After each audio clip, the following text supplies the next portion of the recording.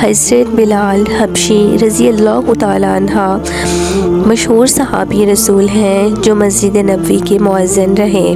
قبول اسلام سے قبل آپ ایک کافر کے غلام تھے۔ اسلام پر آپ جب ایمان لے آئے تو آپ کو طرح طرح کی تکلیفیں دی جانے لگی۔ امیہ بن خلف جو مسلمانوں کا سخت ترین دشمن تھا، ان کو سخت گرمی میں دوپہر کے وقت تپتی ہوئی ریت پر سیدھا لٹا کر ان کے سینے پر پتھر کی بڑی چٹان رکھ دیتا تھا تاکہ وہ حرکت نہ کر سکیں، اور چاہتا تھا کہ آپ یا تو اس کے حال میں مر جائیں یا زندگی بچانے کے لیے اسلام سے ہٹ جائیں۔ یعنی وہ اس حالت میں بھی یہی کہتے تھے معبود ایک ہی ہے۔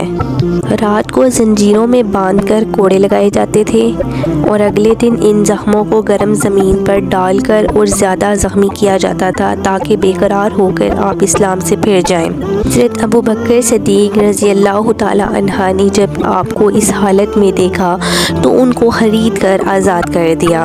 چونکہ عرب کے بت پرست اپنے بتوں کو بھی معبود کہتے تھے، اس لیے ان کے مقابلے میں اسلام کی تعلیم توحید کی تھی، جس کی وجہ سے حضرت بلال رضی اللہ تعالیٰ عنہ کی زبان پر ایک ہی کلمے کا ورد تھا۔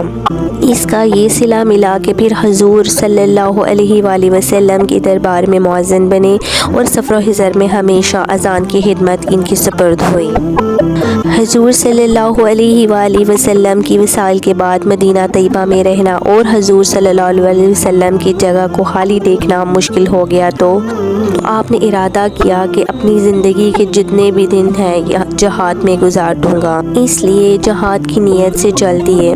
ایک عرصے تک مدینہ منورہ لوٹ کر نہیں آئے۔ ایک مرتبہ حضور صلی اللہ علیہ وآلہ وسلم کی خواب میں زیارت کی۔ آپ صلی اللہ علیہ وآلہ وسلم نے فرمایا، بلال یہ کیا ظلم ہے، ہمارے پاس کبھی نہیں آتے، تو آنکھ کھلنے پر ہی مدینہ طیبہ حاضر ہو گئے۔ حضرت حسن رضی اللہ تعالیٰ عنہ اور حضرت حسین رضی اللہ تعالیٰ عنہ نے اذان کی فرمائش فرمائی۔ لاڈلوں کی فرمائش ایسی نہیں تھی کہ انکار کی گنجائش ہوتی۔ جب آپ نے اذان کہنا شروع کی تو مدینے میں حضور صلی اللہ علیہ وآلہ وسلم کے زمانے کی اذان کانوں سن کر کوہرام مچ گیا۔ عورتیں تک روتی ہوئی گھروں سے باہر نکل پڑیں۔ چند روز قیام کرنے کے بعد آپ واپس ہوئے۔